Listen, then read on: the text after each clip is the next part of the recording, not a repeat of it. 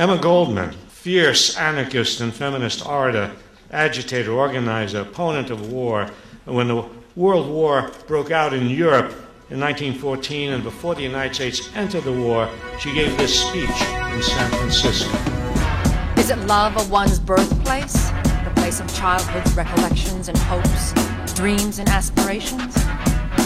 Patriotism, sir, is the last resort of scoundrels, said Dr. Johnson. Leo Tolstoy, the greatest anti-patriot of our times, defines patriotism as the principle that will justify the training of wholesale murderers, a trade that requires better equipment for the exercise of man-killing than the making of such necessities of life as shoes, clothing, and houses, a trade that guarantees better returns and greater glory than that of the average working man. Indeed, conceit, arrogance, and egotism are the essentials of patriotism. Let me illustrate. Patriotism assumes that our globe is divided into little spots, each one surrounded by an iron gate. Those who have had the fortune of being born onto some particular spot consider themselves better, nobler, grander, more intelligent than the living beings inhabiting any other spot.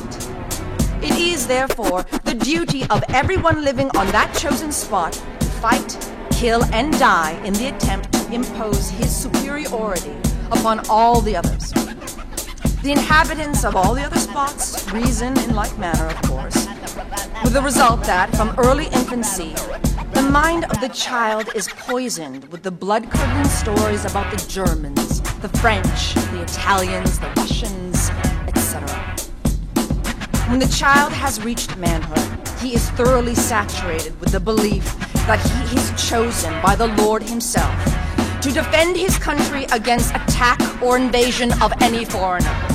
It is for that purpose that we are clamoring for a greater army and navy, more battleships and ammunition. We Americans claim to be a peace-loving people. We hate bloodshed. We are opposed to violence. Yet we go into spasms of joy over the possibility of projecting dynamite bombs from flying machines upon helpless citizens. Our hearts swell with pride at the thought that America is becoming the most powerful nation on earth, and that it will eventually plant her iron foot on the necks of all other nations. Such is the logic of patriotism.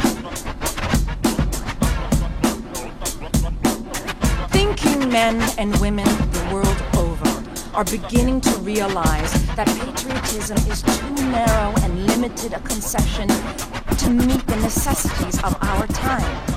The centralization of power has brought into being an international feeling of solidarity among the oppressed nations of the world.